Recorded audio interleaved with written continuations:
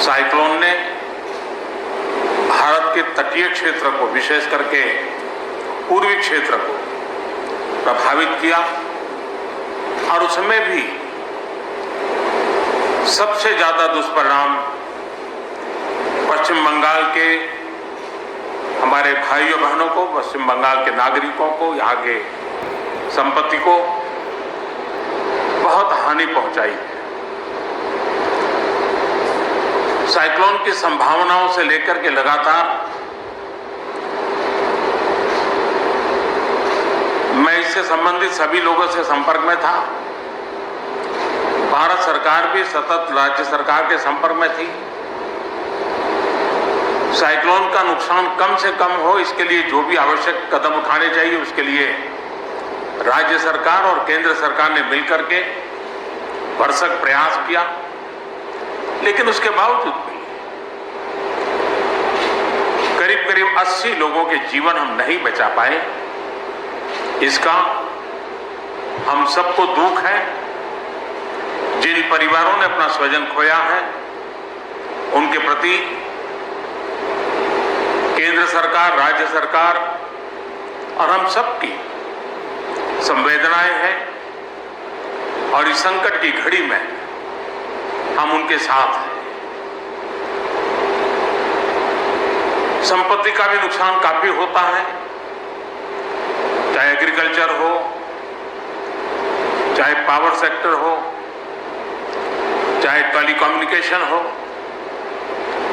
चाहे घरों का उजड़ जाना हो,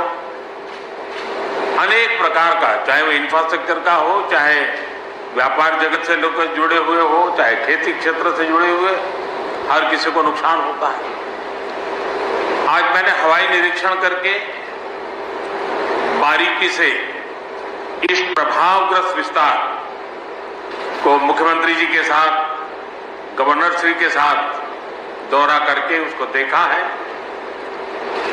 अभी राज्य सरकार ने और मुख्यमंत्री जी ने विस्तार से मेरे सामने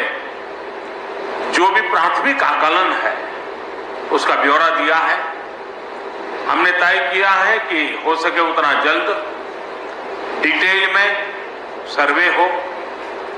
कृषि का हो, पावर सेक्टर का हो, टेलीकम्युनिकेशन का हो, घरों की जो स्थिति है, इंफ्रास्ट्रक्चर की जो स्थिति है, केंद्र सरकार की तरफ से भी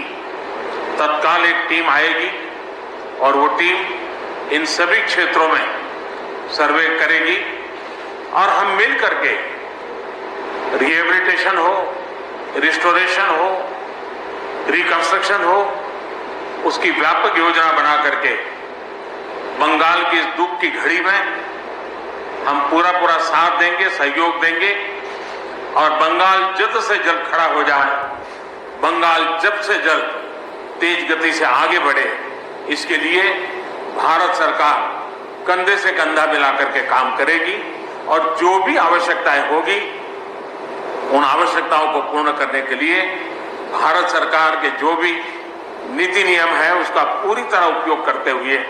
पश्चिम बंगाल की मदद में हम खड़े रहेंगे। अभी तत्काल जो इस संकट की घड़ी में राज्य सरकार को कठिनाई न हो, इसके लिए